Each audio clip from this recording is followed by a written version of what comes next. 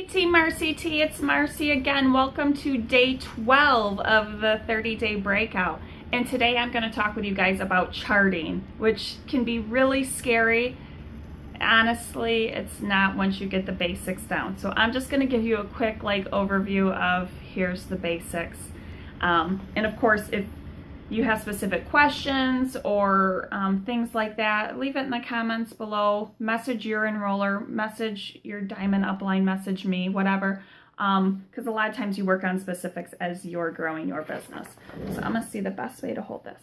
Okay, so when you start out, your first goal is to be executive. And so this obviously would be you. When you sign a DT or you're lucky enough someone passes one along down to you, they come right here. And you would put Cindy. There's Cindy.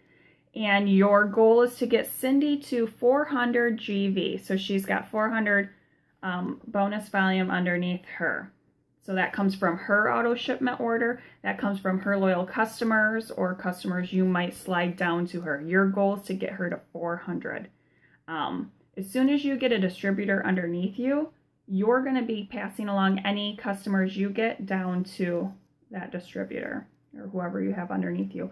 It no longer does you good to keep them because your goal has changed once you have somebody underneath you to get them to 400. So you have Cindy over here and then you sign Karen. Karen becomes right here. Your goal is to get both of them to that 400 volume. As soon as you do that in a month, you're executive. Congratulations. We have these averages, like the executive average is 309 a month.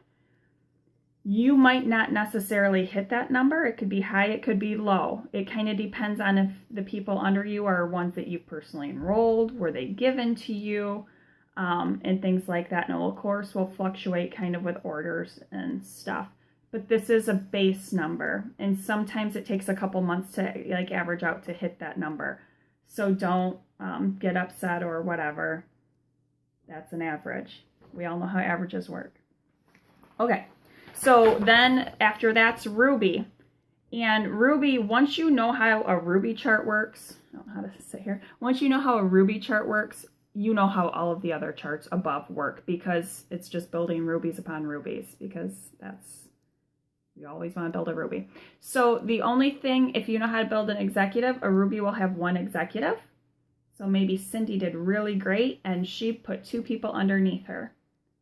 So then they need to be to 400 to make her executive. And then you have Karen here and you signed your mom and she's here. They have to be to 400 as well. I should have wrote names on this. Cindy wouldn't have to because she's got two underneath her. The only boxes you have to make sure are 400 are the ones with 400 underneath. This one says executive, so it does not have to be at 400. They do have to be commission qualified, so that can be tricky. And again, there's people on this team that can help you figure that out and things like that.